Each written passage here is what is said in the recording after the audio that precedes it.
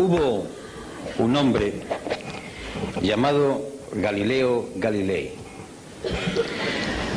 dedicado al estudio, a horas encerrado, viendo astros, sacando las conclusiones de su observación, que descubrió que la Tierra no estaba en el centro del universo, que se movía, y por tanto era el Sol el que ocupaba el centro y en torno al cual los planetas y entre ellos la Tierra giraban.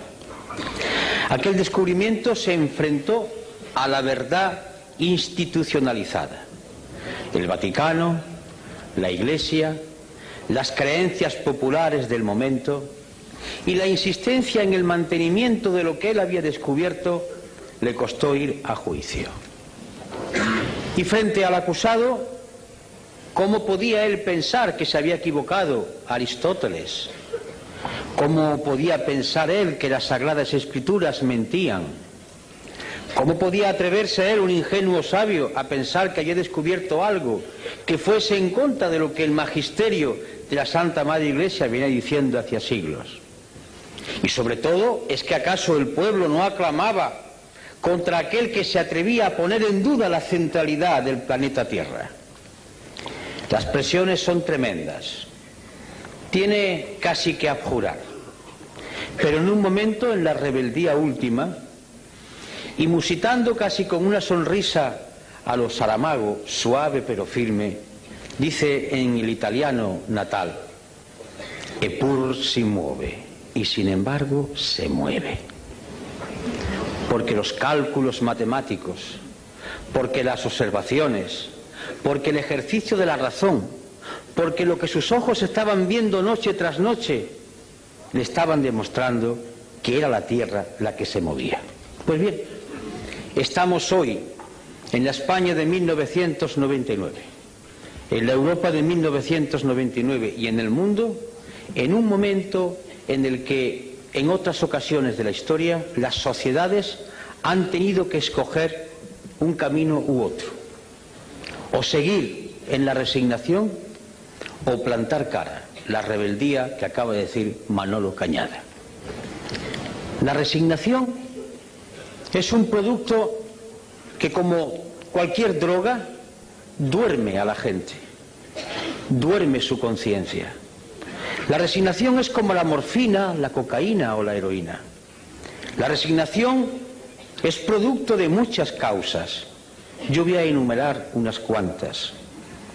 La resignación es hija de ese discurso totalizador, cual si fuese una nueva religión.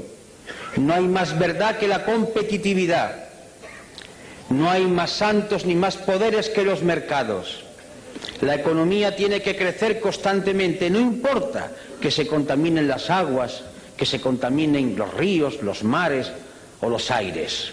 Competitividad, crecimiento sostenido y los mercados. Eso es lo único que importa. Su poder no puede ser contestado. Y además nos demuestra la existencia de las propias sociedades que esto es lo que produce bienestar.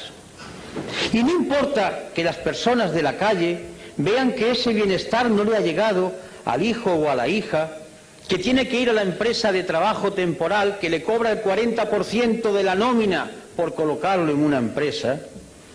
No importa que la persona que todavía tiene una pensión que no llega al salario mínimo interprofesional y está casi a la mitad, 69.000 y pico de pesetas, la mitad de eso, a veces no llega. No importa el paro de aquel que entró en los 45 años.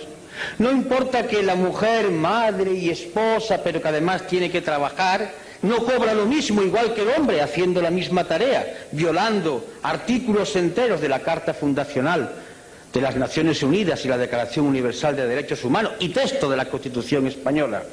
No importa, porque le están diciendo que no hay más bien que la competitividad, lo bien que vivimos, lo bien que vamos, los datos, las cifras.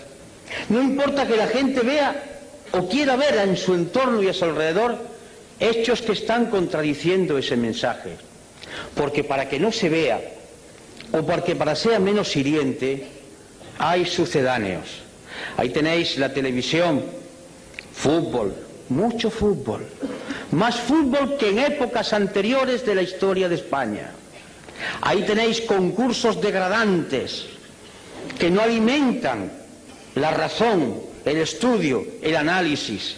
Ahí tenéis la vida de los personajes populares que se diseccionan y se abren para que atisbemos como si fuéramos aves carroñeras y, olvidando el entorno que tenemos, entremos en lo que ocurre en sus alcobas.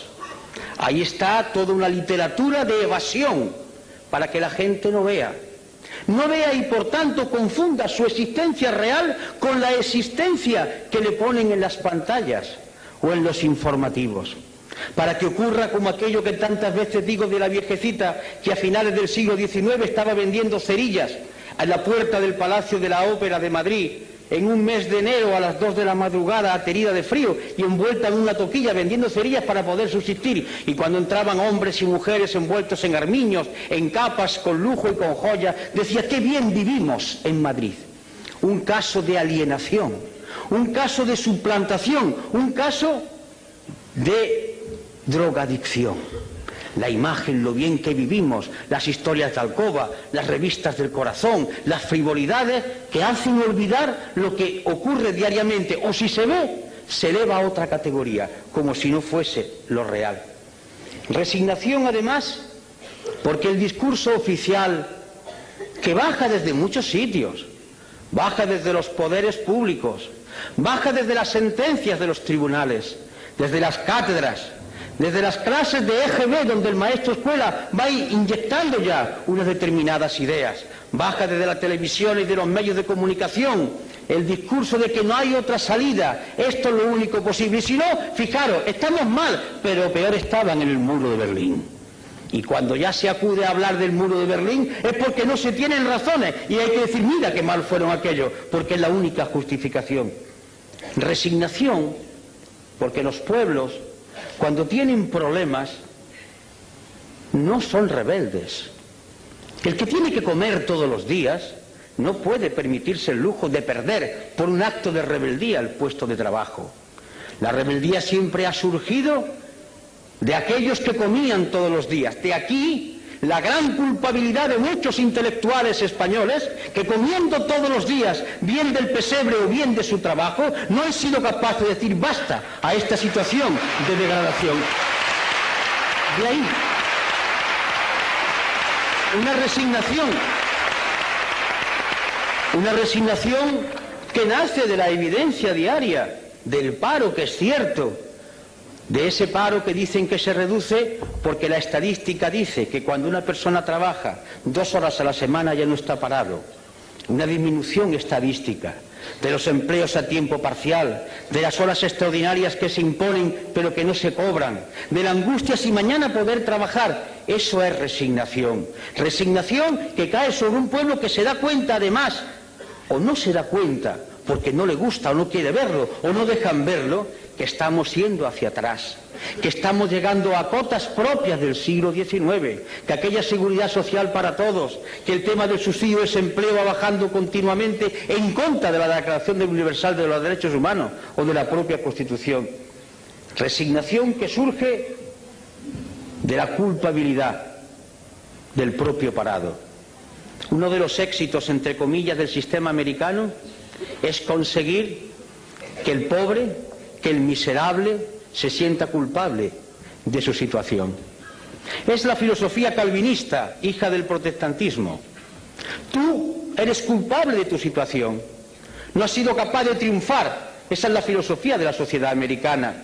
Y si no has triunfado es porque tú eres el responsable. Esta sociedad da oportunidades a todo el mundo. Si tú no has podido hacerlo así, tú eres el culpable. Y entonces el oprimido, el pobrecito, el esclavo se echa en la responsabilidad de su situación. Es perfecto el dominio del poder. Un dominio del poder que ya no se basa en la fuerza, en la coacción, en la utilización de la Guardia Civil o del Ejército. Se basa en un dominio mucho más terrible, más duro, el dominio de la mente. Ese opio que cae desde los aparatos de televisor, ese opio que cae desde la sentencia de los tribunales, desde los discursos políticos, que va empapando la mentalidad de la gente y va diciendo calla, calla, calla, porque si no callas puede ser peor. Esa es la resignación que se produce como consecuencia de sentirse separado, que él es el autor de su situación. Y por tanto aquel compañero que ha sido acusado de que cobró una vez indebidamente el seguro de desempleo, ¡ah, miserable, tú eres el culpable! No importa que los ladrones de alto copete sean exhibidos como figuras brillantes a enseñarle a los hijos como ejemplo a seguir, pero el miserable que ha estafado solamente un mes del seguro de desempleo es el culpable de todo lo que está ocurriendo. Eso es resignación. Resignación que surge de los medios de comunicación, y no se me enfaden las cámaras, no va con vosotros, pero va con los que tienen el poder en vuestras empresas, va contra aquellos que optan por decirle al pueblo una parte de la verdad. Resignación que consiste en dar un credo único, decir todos amén a la competitividad, a la moneda única, estamos mejor que nunca, amén, amén, amén. Es el coro como una letanía que va uniformando el pensamiento, que va haciendo seres totalmente iguales, como describía lo que podía ser el futuro Orwell en 1984.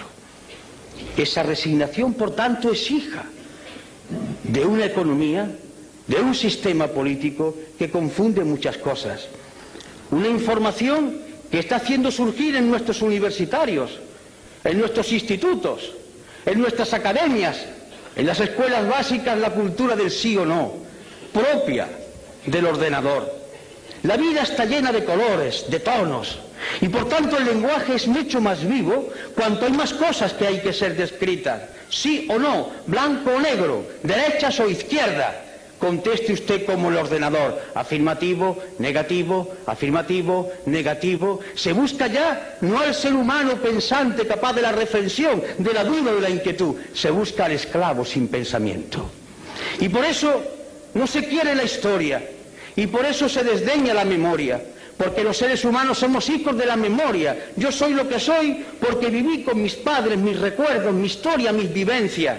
Yo soy la actualización de todo un pasado que está vivo. Si me quitan la memoria soy un zombi, un muerto viviente. Y queremos pueblos de muertos vivientes, que se estimulen por el último partido del Barça Madrid, que se estimulen por la última historia del tal o cual conde o de tal o cual señora, que digan en los corrillos, incluso en los parlamentos y en los lugares donde había que debatirse de los problemas, se cuenten chistes de la vida privada para olvidar la tremenda realidad. Escapismo, droga. Igual que la heroína, igual que la cocaína, droga, escapismo, sedar el pensamiento, aniquilar el espíritu crítico y por tanto fomentar la resignación y frivolidad, mucha frivolidad.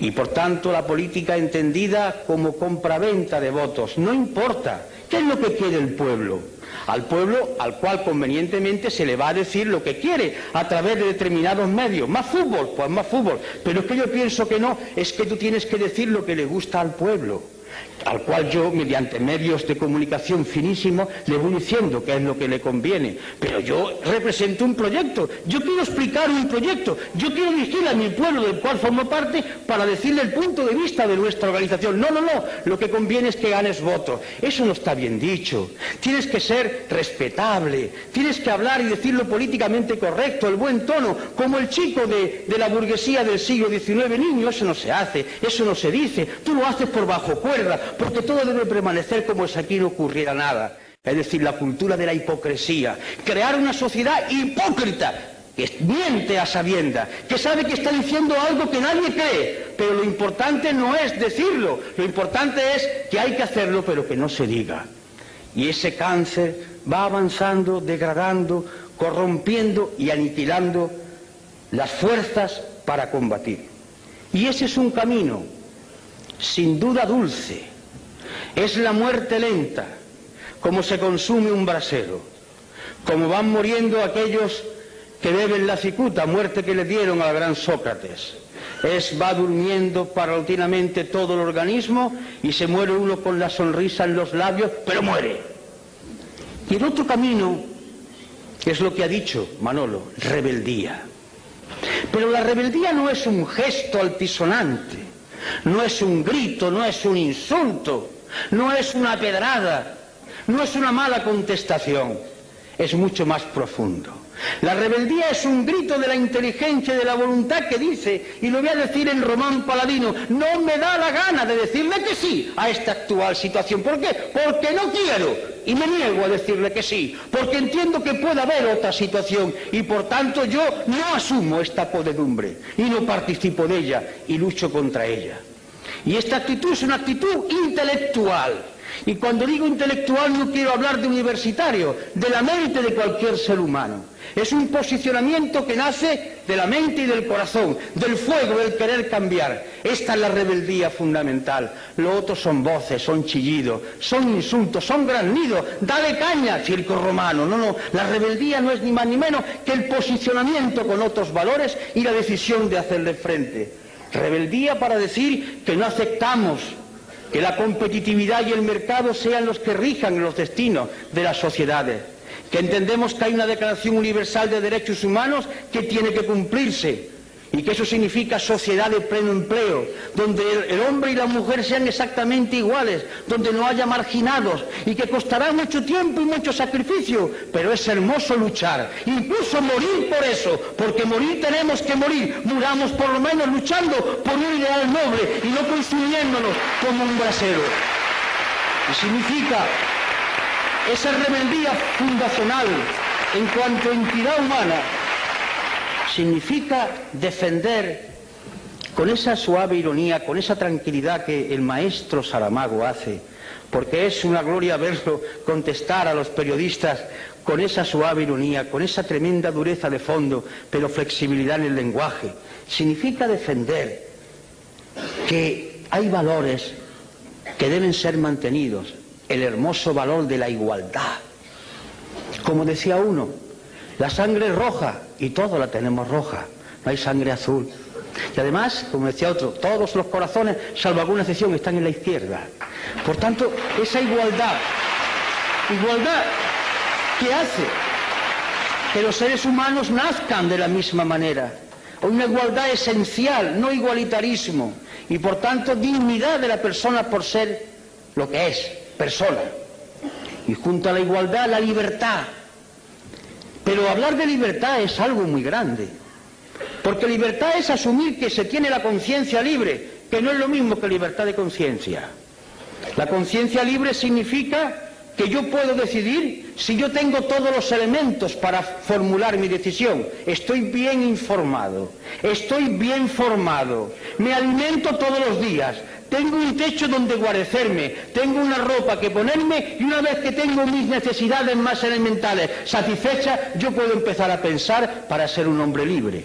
Porque si yo tengo que buscar el trabajo trampeando como sea, poniéndome en la cola del paro, vendiéndome por 4 perras porque tengo que comer los míos y yo no soy un hombre libre, aunque mañana me permitan que vaya a votar en las urnas. Yo voy movido por mi hambre, por mi necesidad de tener que venderme en cada momento para el trabajo. Y junto a la libertad, en sentido espléndido de la palabra, la justicia. Y no hablo de tribunales de justicia, hablo de eso tan sencillo de dar a cada uno lo suyo, que impere el derecho, que no haya distinciones, que todo el mundo sea medido por igual rasero, por el rasero de la ley. La justicia que consiste además en que se conforma una sociedad. La ley es la que puede hacer posible que conviva la gente en sociedad, mientras que la ley sea justa y se aplique con justicia a todos igual. Solidaridad. Es un mensaje que nos puede hermanar a todos aquellos que hablaban del internacionalismo proletario, que sigue estando vigente, aquellos que hablan de la hermandad de los seres humanos y porque hacen referencia a sus creencias basadas en la teología de liberación, a otros que hablan desde otros supuestos de liberación humana, a otras propuestas de liberación. De acuerdo, solidaridad, que consiste en afirmar tranquila y serenamente que no merece la pena luchar por banderas, que la única bandera es la moneda del planeta Tierra y la humanidad es una sola raza, una sola y única raza, y que merece la pena luchar por ella. Y esto es muy importante, informado, no porque se le den muchas noticias, hay diferencia entre la noticia de información. La noticia es una mercancía que se da para que se consuma, la información es un dato que se da para que la gente piense y a partir de ahí extraiga sus consecuencias. Y desde la izquierda hablar de austeridad. A mí particularmente me gusta esta palabra. La austeridad, hablar de austeridad fue la palabra que vertebró un discurso de Enrico Berlinguer, aquel secretario general del Partido Comunista Italiano que murió en la tribuna, hablando precisamente de austeridad. La austeridad en el sentido romano, mediterráneo. Austeridad no es miseria. Austeridad significa vivir dignamente, normalmente, no malgastar los recursos naturales, poseer uno cosas, sino que las cosas lo posean a uno, no ir constantemente atentando con la naturaleza en un consumismo feroz. Austeridad significa tiempo libre para discutir y dialogar con los demás, para jugar, para hacer posible el amor entre seres que se conocen, para convivir en la calle, en la plaza, en el ágora griega. Austeridad que significa que la mejor manera de vivir es tener relaciones con otros en el plano de igualdad, sintiéndose hombres y mujeres libres en una sociedad democrática. Austeridad que hace que nos miran a todos como seres humanos y no por nuestra capacidad de consumo. Yo me niego como ser humano que digan que soy un español que consume tantas salchichas o tantos coches al año. Eso no es la austeridad, eso es medir al ser humano por otro talante. Austeridad, que significa con otra palabra sobriedad, hablar de cosas concretas, hablar de cosas que son importantes, incluso cuando se utiliza el lenguaje para crear belleza, para hacer pensar, como nuestro premio Nobel, se utiliza el lenguaje desde la sobriedad, porque las palabras, cayendo en cascada, uniéndose, recreándose constantemente, hacen pensar, hacen concebir nuevas ideas, humanizan. Esa es la austeridad y esa es la sobriedad. Y a partir de ahí es cuando comienza el discurso y la propuesta, la sociedad de pleno empleo, el desarrollo sostenible, el reparto del trabajo, es decir, el discurso rojo, verde, violeta, el discurso de la paz. Paz. Y la paz no es la ausencia de guerra. La paz, por ejemplo, es que el día 9 estemos llenando Rota, porque quieren transformar la base militar en una superbase, violando el punto tercero de lo que acordó el pueblo español en el referéndum en 1986. La paz significa que mañana 1.200 hombres y aviones españoles que cuestan un dinero no puedan entrar en la antigua Yugoslavia, porque no han sido consultados las Cortes Generales y porque se ha violado nuevamente el artículo 62 de la Constitución. Significa, por tanto, hablar de paz, paz como justicia, como entendimiento entre seres iguales que son capaces de razonar. Y bien, los mecanismos son los de siempre. La movilización. ¿Qué es movilizar? Desde la izquierda, siempre movilizar no ha sido solo llenar las calles de gente, que también. Movilizar ha sido concienciar. Nosotros existimos, los que queremos pensar por nuestra cuenta, para perturbar a los demás. Si hay aquí algún creyente, me dirijo a él o a ella, para recordarle la frase que hoy explicaba yo en la universidad cuando una persona, un compañero que era representante, parece, de la teología de la liberación, me preguntaba, y le recordaba yo un pasaje del Evangelio, de mi época pasada, soy conocedor. Decía, mirad, una de las cosas que figura en el Evangelio es cuando le preguntan a Jesús de Galilea, ¿tú qué has venido aquí a traer la paz? Dice, yo no, he venido a traer la guerra. ¿Y qué quería decir? He venido a concienciar, a perturbar. Nosotros no queremos gente tranquila, drogada, queremos gente que inquieta. Venimos a perturbar, a agitar cerebro, a mover conciencia. Existimos en la medida que movilicemos el pensamiento. Como decía en aquella iglesia que en el barrio Naranjo de Córdoba, levántate y piensa, es lo más revolucionario que he visto en mi vida, porque la rebeldía empieza aquí, en la cabeza que dice, no sirvo, no me da la gana, no quiero asumir estos valores. Movilización que significa, por tanto, ese esfuerzo por pensar y por hacer pensar. Los grandes revolucionarios de la historia, la característica fundamental fue que hicieron pensar. La revolución la hicieron las gentes, las masas, los colectivos, pero el valor de ellos es el pensamiento que pusieron en marcha, es el concepto de la movilización en torno a lo concreto y con las alianzas de todo el pueblo. Por eso hacemos llamamientos, queremos unidad, pero no para repartirse sillones, para hacer programas de transformación. ¿Qué hacemos en el pueblo? ¿Qué hacemos en la comunidad autónoma? ¿Qué hacemos en España? ¿Qué hacemos en Europa? Alianzas. Alianzas entre gentes que coinciden básicamente, parece ser, por lo menos teóricamente, en que quiere cambiar el mundo. Pongámonos de acuerdo que podemos cambiar ahora, pero cambiar un sillón por otro, eso ya no es correcto, eso lo hacen los otros, desde tiempo inmemorial. Y por último, la cultura. La palabra cultura viene de cultivo, cultivarse, hacerse ser humano cada día más. La cultura no es saber muchas cosas, la cultura es captar todo aquello que la humanidad ha ido produciendo y que nos mueve desde el arte al estremecimiento por degustar la belleza, a entender cómo la humanidad ha ido superando determinados problemas. Un hombre culto no es un hombre que esté rodeado de libros, que también puede ser. Un hombre culto es un hombre que mira al mundo con mirada independiente y libre. Un hombre culto puede ser un campesino de nuestras tierras, cuando revina, palabra que utilizan en mi tierra, está pensando, pero sabe calcular las cosas, piensa como quiere, es un hombre que tiene un tipo de cultura. Y ese hombre que a lo mejor no sabe leer, le puede dar la mano a otro culto de la universidad, que sabe más cosas, pero está en la onda de la cultura, porque ambos confluyen desde su sentido de hombres libres con capacidad para pensar. Y en fin, en el acto de hoy, donde ahora va a tomar la palabra el maestro Saramago, y dicho con todo cariño, en el sentido de ejercicio de sencillez y de hondura, la voz de Izquierda Unida esta noche no ha hablado de programas, ni Manolo ni yo. Hemos hablado, y os lo confieso, de lo que nos mueve a nosotros, a él, a mí, a José y a los demás compañeros y compañeras. No sé lo que ocurrirá en los próximos meses o en los próximos años, pero la decisión de mantener este discurso es firme por nuestra parte. La vamos a seguir manteniendo, no lo pensamos cambiar.